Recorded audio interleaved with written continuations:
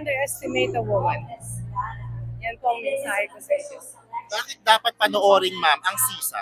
Dahil maganda ang pelikula. June Robles Lana po ito. Napaganda naming istorya. Ang ganda ng cast namin. Ang ganda ng aming direction namin. Cinematography, music, lahat. Napakaganda po ng pelikula to. At very timely.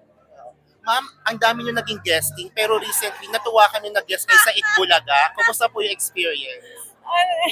Timeless at 69. Nakapagsayaw pa ako, right? Correct. Nagustuhan niyo ba yun? Opo, very. Oh, thank you, thank you. How's the experience, ma'am, guesting sa Itbulaga? I love guessing. It wasn't my first time, but first time ko magsayaw. Uso daw ngayon yung sa mga TikTok. So, nagka-trending kami. Thank you naman. Salamat na natuwa sila. Lastly, ma'am, anong po ang take-away ninyo sa Sisa?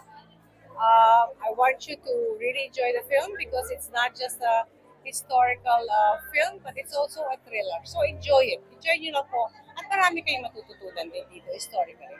Sana mapanood ito ng marami, hindi lang dahil Women's Month ngayon, pero ang ganda rin kasi na pag natapos nilang panoorin yung pelikula, maaalala sana natin lahat na kapag nagkaisa ang mga Pilipino, malakas po tayo. Thanks, Jenica. Congratulations. Once again, let's welcome the beautiful Miss Eugene Bonigo and her husband, Miss Oh, dapat talaga siyang panoorin. Una sa lahat, ang pangunahing karakter dito ay si Sisa at kami ang iba pang mga babae na may kanya-kanyang kwento.